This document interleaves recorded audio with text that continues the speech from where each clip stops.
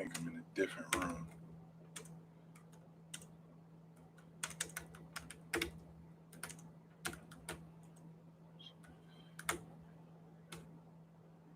Okay, we back in effect.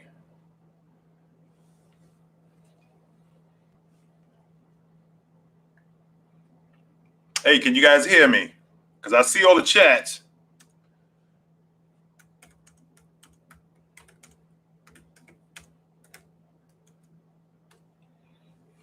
I see all the chats. Can you guys hear me? That's my question to you. I just want to know if you guys can hear me. So,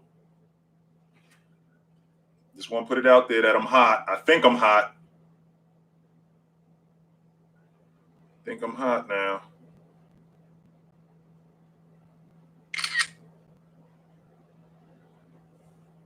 Nice. So you do hear me. Perfect. Okay.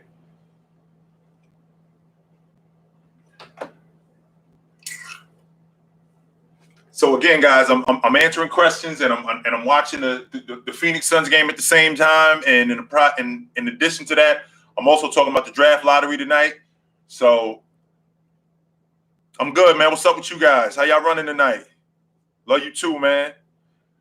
Man, Devin Booker, his game is just, and I know when you see my shoulders, there's a little bit of animation, but Devin Booker's game is just so smooth, man. It's so, the best way I could describe it is just milk. He just got a milk game to him because he's just so smooth, man.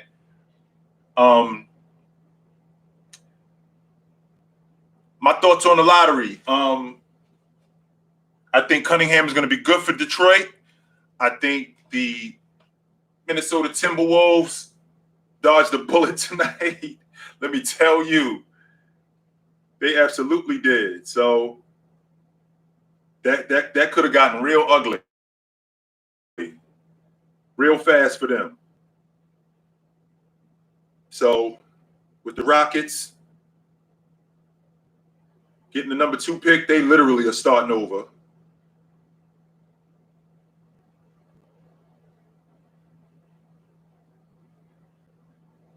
That looks really bad for it looks really bad for Minnesota, man, because they basically got to run it back. And the reason why they got to run it back because they got to give that pick to Golden State. So now Golden State has their number 7 pick plus Minnesota's pick. So that's huge for Golden State because they can package that up possibly with Andrew Wiggins and maybe get a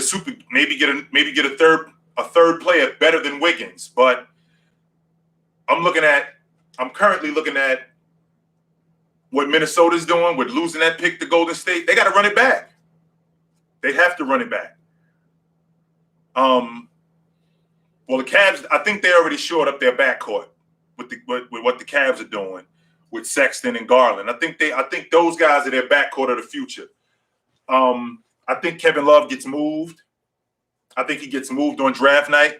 I equate draft night to check day. So whatever it is that you want, I just got paid. So you're going to have to come with it. Otherwise, after today, all bets are off. Let's see here. Cavs trade the pick. Nah. The Cavs shouldn't trade that pick because they building something. They building something with this kid Sexton. They building something with Garland. And they got a young group, man. They got a young group, and there is no quick fix for what's going on in Cleveland. Not at all.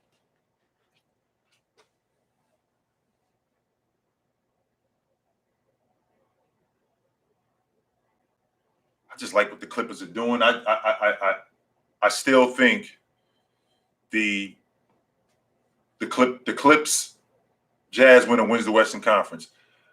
And if they were to end up in the NBA Finals, it would be a really cool thing. Even though I classify the Clippers winning the NBA championship, I classify them winning the NBA championship like my Mets. Like if the Mets won the World Series, I'd be super happy. But it ain't like the Yankees winning it. Like nobody wouldn't really care. People wouldn't care that much. So, respect to you, my man. I do like 50 Cent. I think 50 Cent is dope. I'm a huge fan of Ayton. Oh, I love DeAndre Ayton. I love him.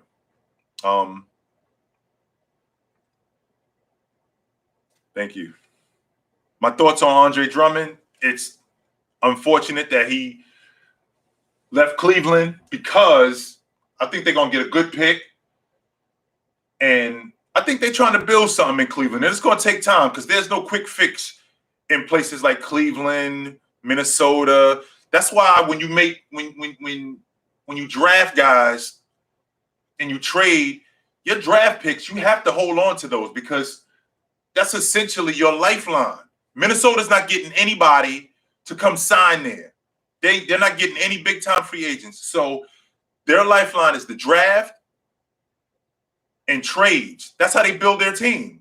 So when you move Andrew Wiggins for D'Angelo Russell and you possibly giving up a lottery pick, which you just did, that's a big deal for these guys.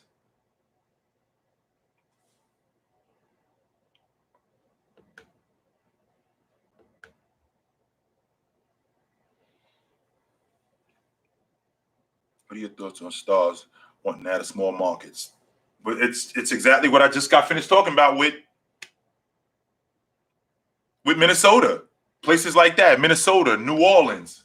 They're basically recruiting or breeding grounds for superstars. So, man.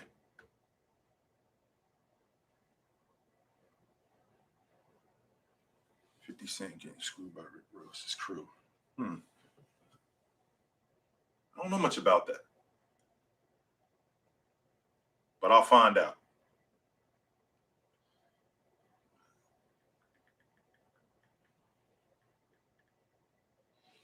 I got to invest in some headphones so I can make sure that I hear myself. You guys said you could hear me. This microphone is on. Jason Kidd or Nash? Nash was a phenomenal point guard. Jason Kidd played on both sides of the ball, and he was incredible. So, Jason Kidd. Even though Nash is a two-time league MVP, definitely Jason Kidd. I'm originally from Jersey. So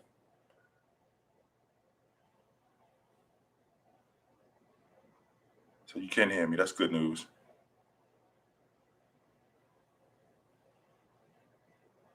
Thoughts on 2003 Rookie of the Year? I know this is an unpopular opinion, but Carmelo did have a better rookie season than James. Their seasons were comparable, and Carmelo made that team better. They made the playoffs that year. So, as big of a James fan as I am, Carmelo had an absolute argument for Rookie of the Year. Absolutely, he did. The Sixers situation, well, this is what you can't do. You just extended Ben Simmons. So all of that stuff you saw about, we got to trade Ben Simmons, that's emotion. That's people just getting emotional, and that's people they're listening to themselves, but they're getting emotional. And that's what's going to get them in a lot of trouble. Well, with Ben Simmons, he's got to improve. And I already said this before, and I'll say it again. He's got one more season with me offensively. Otherwise, because it's not that he's not working on his game. I'm sure he's working on his game. I'm certain of that. The problem that we're having is I think it's upstairs, and I can't build my unit around a floor leader who's mentally weak. I can't do it. It's a recipe for disaster. So we have to hold on to him for at least another season. And the same thing with Doc. We got to hold on to him. AD or Embiid, well, they both are banged up, and they both stay banged up. I think Embiid is the consummate traditional big man who he does himself a disservice because he plays on the perimeter as much as he does, and he shouldn't. He should play more. He'd do himself a solid if he played on the box more, because he lets guys off the hook so many times, man. When he's playing that, when he's shooting threes, he lets guys off the hook so many times. I think AD is a better athlete, but he stays banged up, man. That's always been his history. So, what I'm seeing with this with this Clippers Suns first half, I just like what the Suns are doing. I do. I like what they're doing. And once they get Chris Paul back, it's going to be pretty impressive. Reggie Jackson made himself a lot of money too, man. Reggie Jackson is a career journeyman. And he's playing really well for them. He played really well this entire playoff, not just in this series. He's played this entire playoff really well. So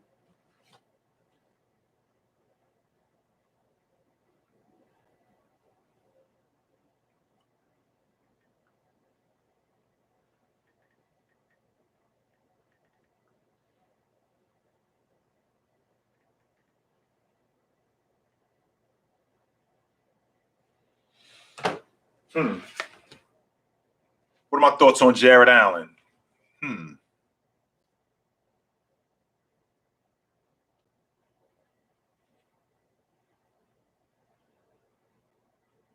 What are my thoughts on Jared Allen? I think that Buffalo has gotten their quarterback for the next decade. I think that he's the consummate pro. I think he's gotten better every year. And surrounding him with the receivers that they've surrounded him with, I think they stole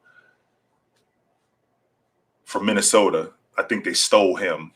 And I can't believe that they handed him over essentially for nothing.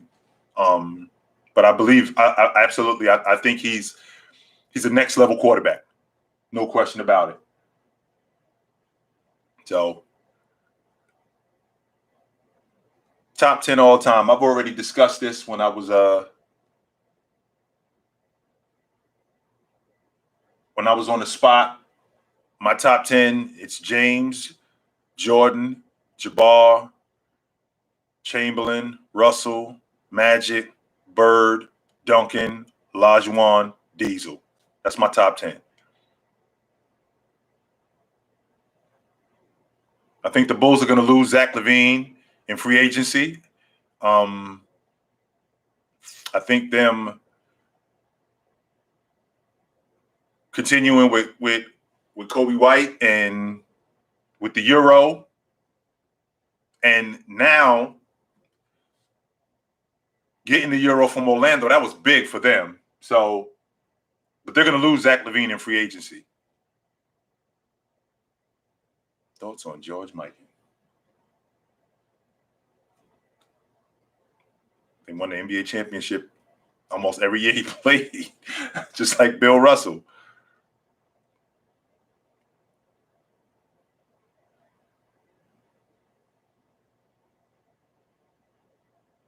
I think Scottie Pippen was a better all-around player than Kawhi Leonard. Kawhi didn't have the benefit of playing with Jordan. So, let me go back. Sorry for a second. T-Mac or Reggie Miller?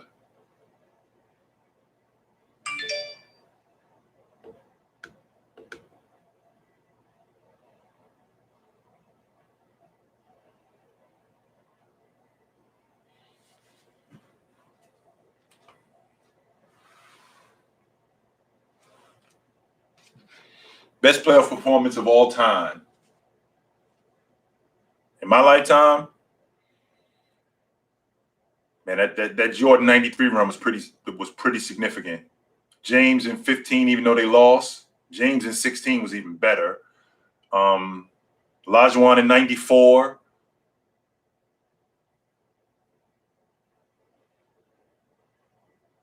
Those are my top three that I can think about right now.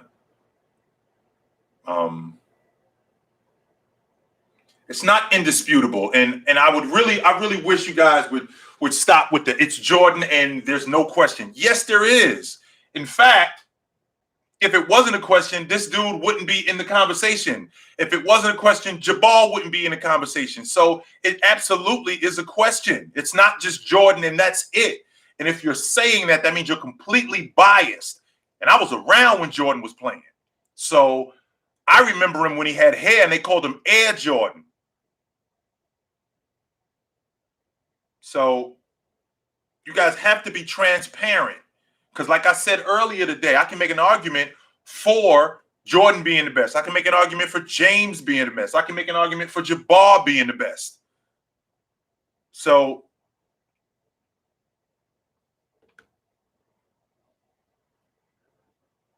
what's up, brother? How you doing? That whenever I hear that it's Jordan and there's no debate, yes, it is. We got to understand that Jabbar was the best on every level. In high school, he was the best player. In college, he was the best player. In the pros, he played 20 years. He was the best player. James came right out of high school and he actually lived up to the hype. Well, are you sure he lived up to the hype? We're talking about him in the GOAT conversation. If we weren't, or if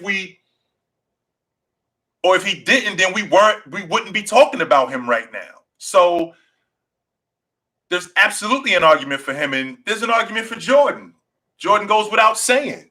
So no question in my mind. But I'm not going to get into the Jordan-James debate strictly because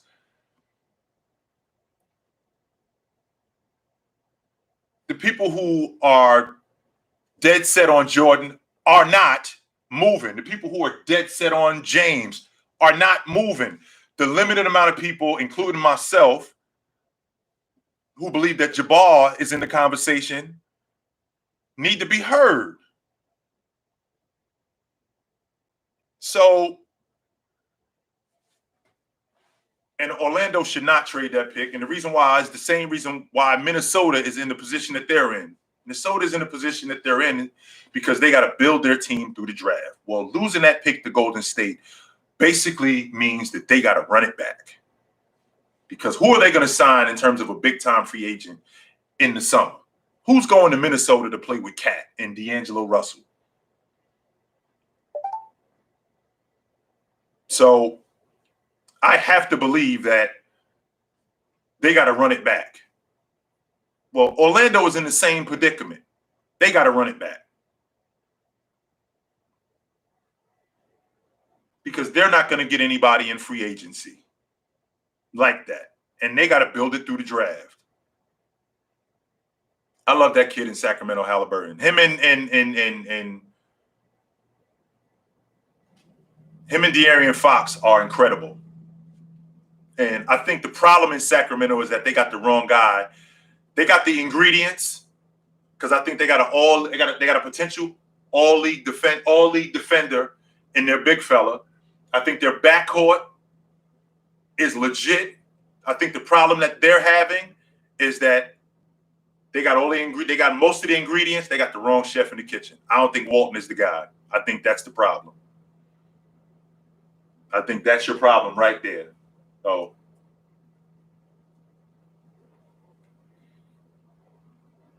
every time Ja Morant is going against Fox, Fox ate his lunch. That's not my opinion. That's a fact. Every time, and I love Ja Morant. I think Ja Morant's going to be an all-NBA performer at some point. But every time he's going against De'Aaron Fox, Fox ate his lunch. So why is Kobe not in my top 10? Kobe is not in my top 10 because the guys that are ahead of him dominated the era more than he did. That doesn't mean that he didn't dominate the era. They just dominated the era more than he did. Let's make sure we clear that Kobe Bryant did tremendous things, and he's right out, in my estimation, he's right outside the top 10. Now, I think people get confused with top 10 player and top 10 talent. Is Kobe Bryant a top 10 talent? If you don't think so, you don't know much about basketball. If you don't think so. Did he have a top 10 career? He did not. No, he didn't. There were guys who had better careers than he did, which is why he's not a top 10 player all time. Tim Duncan is absolutely in my top 10. Yes, he is. Yes, he is. Tim Duncan is in my top 10.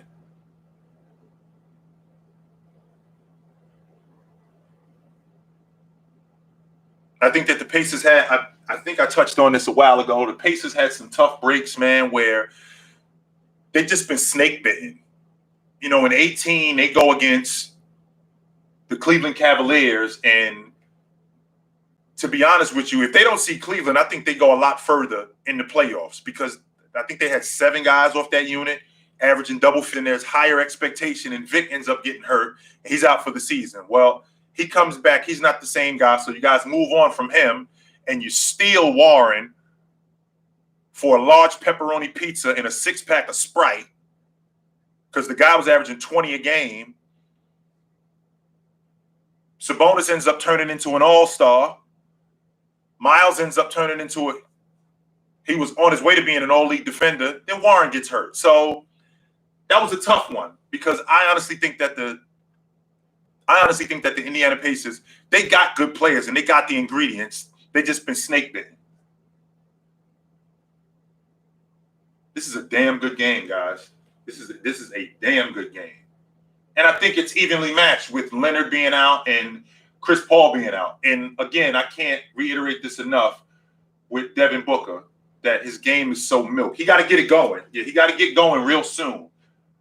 But this is going to be one of those nip and tuck series. I'm not convinced by any stretch of the imagination that one team has an advantage over the other. I still stand by my notion that the Clips Jazz winner wins the Western Conference.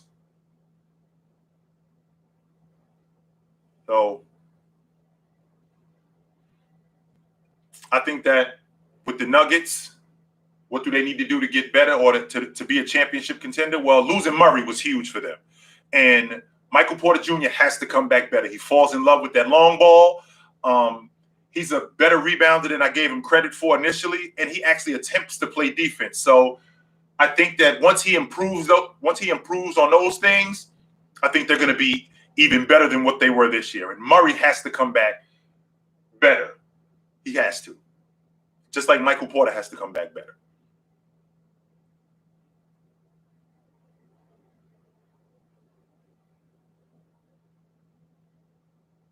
Yeah, all right. Get up. That's not a flagrant foul. He created the contact, so you don't need to go look at that. But Cameron Payne is he's definitely making himself a lot of money. My thoughts on Tim Hardaway Sr. Tim Hardaway Sr. is basically Kyle Lowry, because Kyle Lowry is Tim Hardaway without the crossover, and he plays on the other side of the ball. I think they're comparable. Thoughts on the Seahawks? I know you were about beside yourself when you heard that Russ might be on the trading block. You were ready to lose your mind. And Seattle knew that they couldn't move on from Russ. They knew that. That wasn't something that they were thinking, well, maybe we'll trade him. No. We trade Russ with the Jets. Foul. That's dumb. Come on, man. That's a dumb foul. And I never understood these fouls in transition.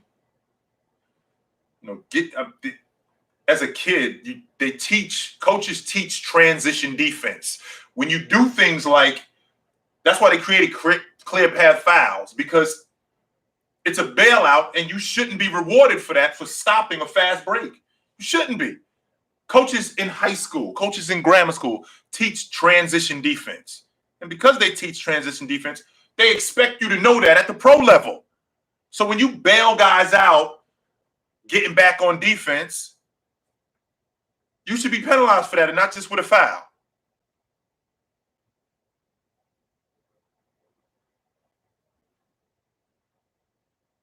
That's going to be a flagrant foul on. Yeah, that's definitely going to be a flagrant foul on Pat Beverly. And Russ was right about Pat Beverly. The more I watch him, Pat Beverly's just running around out here. That's all he's doing. And he tricked me. Yes, he did. I'd be lying to you if I said he didn't. He tricked me. Sure he did. So, my thoughts on LeBron James' 2018 playoff run. It's the stuff of legends. It's not something that was good or that was great. It was something that's going to be talked about in 30 years, what he did to throw that team on his back and take them to the finals. This is a team that got flipped in the summer of 17, and it wasn't working, and got completely flipped again at the trade deadline. There was a stretch during that season where James said, quote, "We shouldn't be on TV anymore." And he threw that team on his back and took them to the finals. So absolutely. That was the stuff of legends, man. The thoughts on the Miami Heat and their future. I've said this before, and I think they should be running the offense through Bam, because what it'll do is it'll make Bam expand his game, and he'll be a better offensive player over the long run, because he'll be working on his game. It won't just be him operating within the system that they have. He will expand his game because now they're running the offense through him, and he'll be able to do more.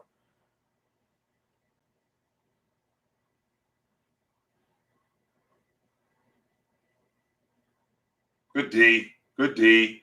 Paul George likes to that's a foul. Yeah, that's absolutely a foul. He can rough up the smaller guys. He can't rough up the big fellas. So when he comes in and attempts to do that to Ayton, that's not going to work with that offhand. I think Zion, as long as he can keep himself healthy and take care of his body, I think he's going to be a perennial all-star, and he'll eventually be a perennial all-league defender. I mean, not all-league defender. I'm sorry, all-NBA performer. Thoughts on Miami Dolphins. I ain't appreciate that ass whooping they put on my 49ers when they came out to San Francisco. That's my thoughts on the damn Dolphins. How about that? Excuse me for a moment, guys. I'll be right back.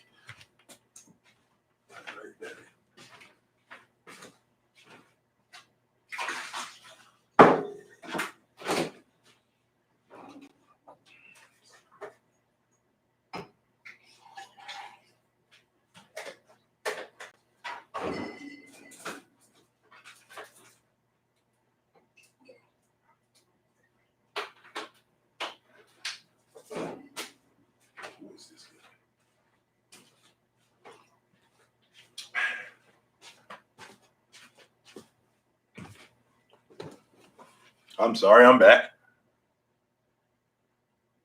Get that shit. Get that out of here.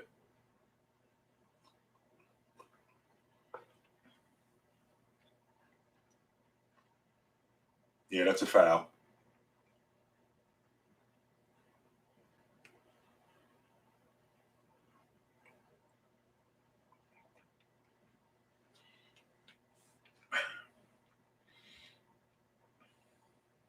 I made a video about Len Bias and how awesome I thought he was going to be, and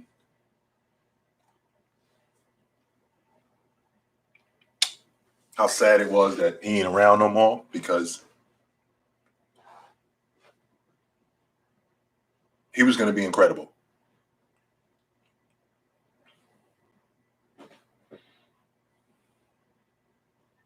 LaMelo or Edwards? Well, Edwards, I've said this in the past. I think he's a more athletic version of Mitch Richmond.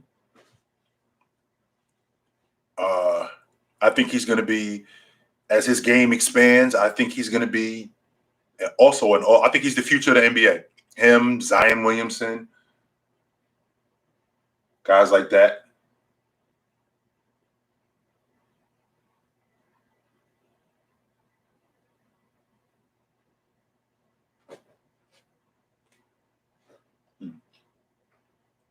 No way, Pat. See, this is what I mean when I talk about Ayton. No way Pat Beverly should be in there rebounding against DeAndre Ayton. No way that should happen. And I think DeAndre Ayton is going to be an elite rebounder in the NBA. I don't think he's going to be a good rebounder. I think he's going to be an elite rebounder. So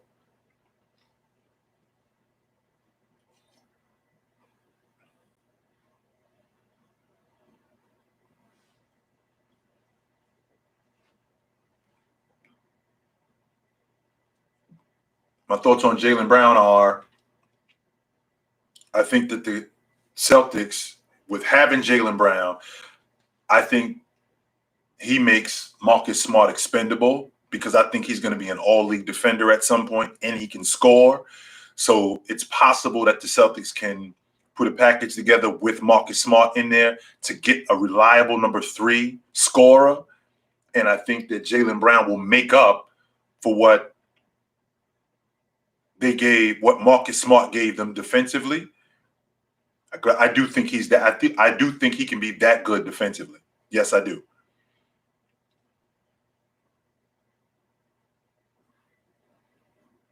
My thoughts on Chris Bosh was he was 20-10 before he got with LeBron James.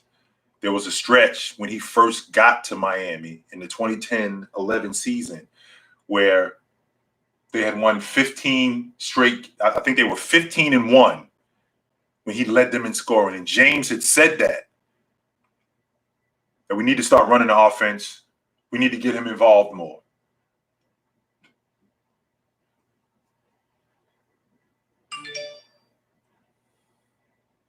Good shot. Nice job, big man.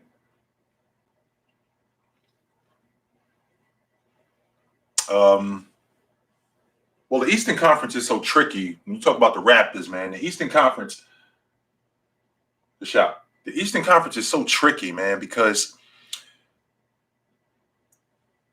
you have it with the format of the playoffs now and how it's set up. You have a shot to get in if you're below 500. And with Van Fleet, I think they're going to lose Kyle Lowry in the offseason, and they're going to build it around Van Fleet, and they're going to build it around Siakam, who I think is a very good number 2.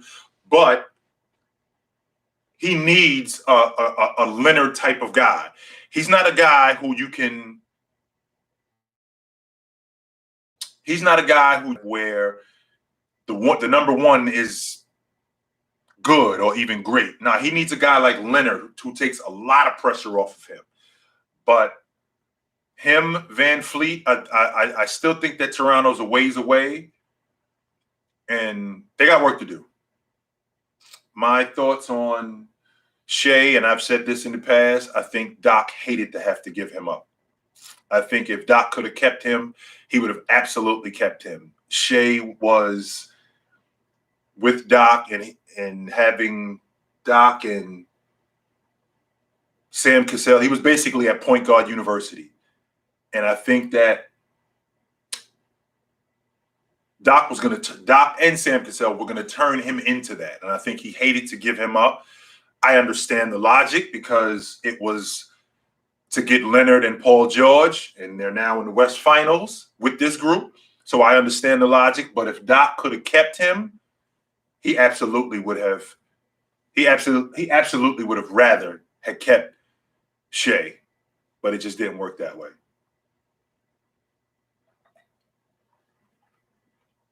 Thoughts on Steve Smith? I'll tell you what, and I get killed for this. If Steve Smith had Peyton Manning, he would be Marvin Harrison. Because everything Marvin did, he did it. And he was tougher than Marvin. So Steve Smith had guys like Jake Delhomme. He didn't get Cam Newton until he was almost over. He was on his way out when he got Cam Newton. He running around with dudes like Jake Delhomme and guys like that. If he had Peyton Manning, he would have been Marvin Harrison good.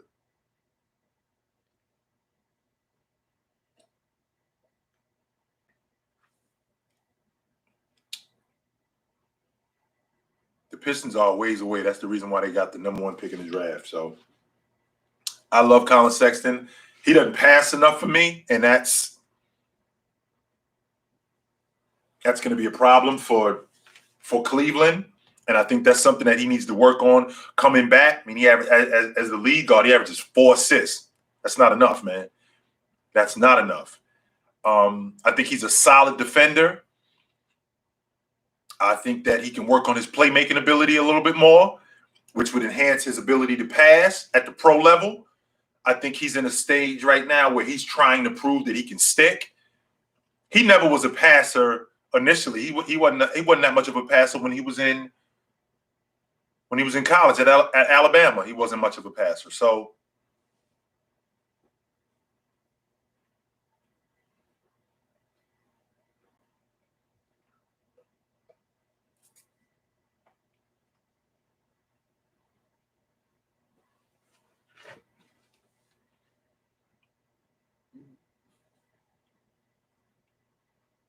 my thoughts on the Oklahoma City Thunder future, I think they have the brightest future in the game.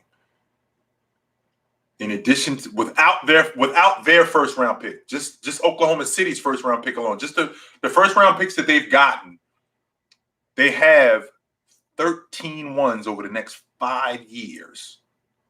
That's including their first round picks. They have 13, if I'm not mistaken, I think it's 13 ones over the next 5 years with trading Russ, with trading Paul George, and now with trading Al Horford. They didn't get a one. They had to give up a one for him. They are another team that is not going to get a big-time free agent to come there. They got to build their team through the draft. And if they got smart enough people running things, they'll be right back to where they were. Because I got to believe with that many first-round picks, somebody got to pan out. I have to believe that.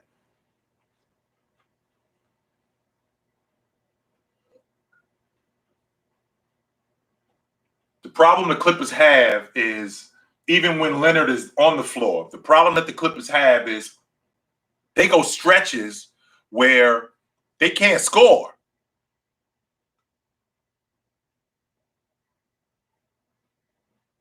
And that's not good, especially at this time of year. Especially at this time of year.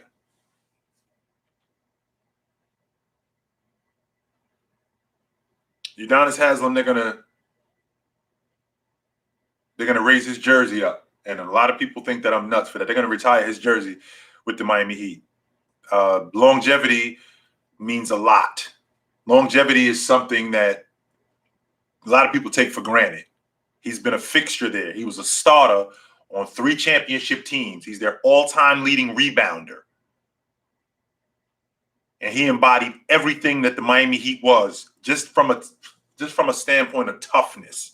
He was everything that the Miami Heat embodied. So they're going to hang his jersey up. No question about that.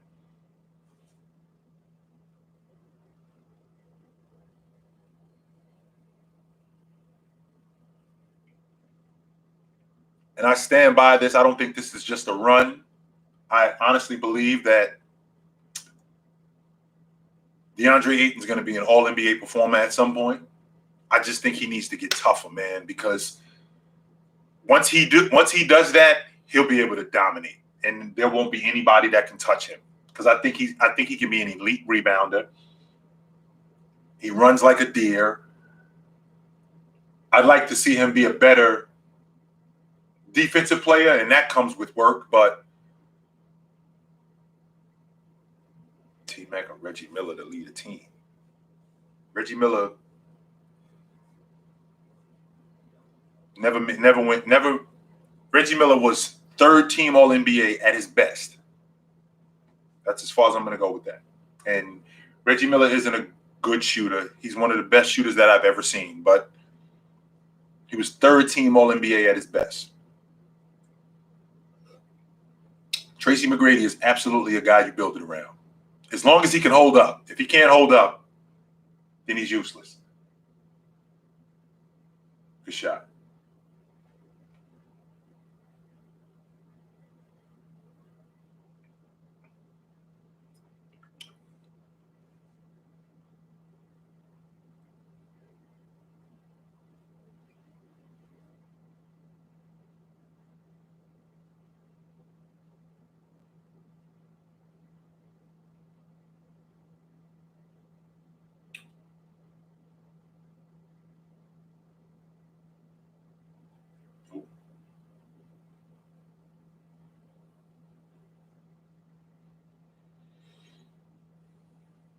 I think the Lakers currently, the way they're constructed,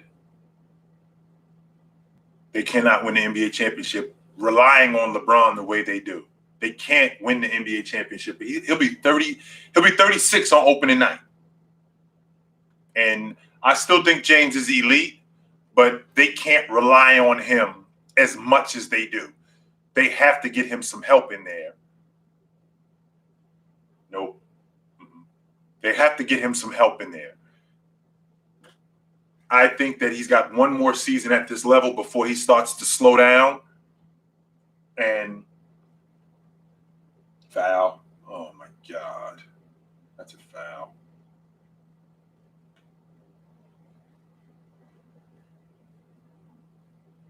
Hey, he's bleeding. You bust him in his nose. Damn.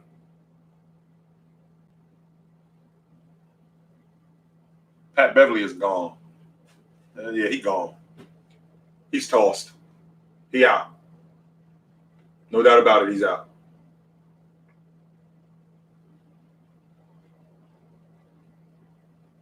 Oh, they bumped heads. That's all that was. No, they just bumped heads. That's not a flagrant foul. That's inadvertent. That's all that was, just bumped heads. Doink.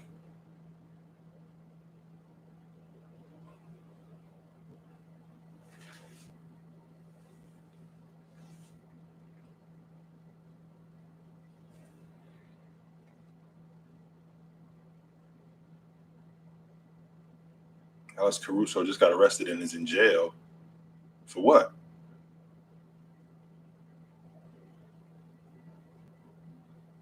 Glenn Rice or Mitch Richmond.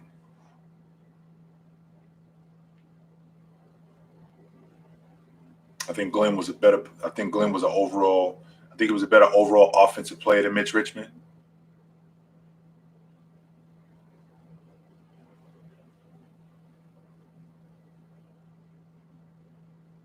So, hey guys, this was awesome, man. I'm gonna hit you. I'm gonna hit you back, and we're gonna definitely do this again. Book's got to go back, and he's probably got to get some stitches. Yeah, they got to stitch him up.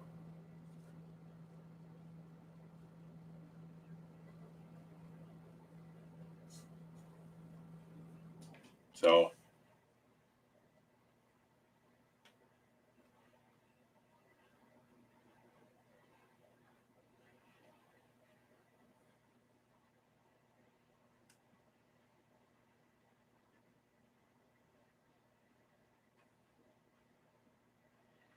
alrighty, guys. I hope I answered a lot of your questions, and this was really great, man. We're gonna do this again throughout the rest of the playoffs.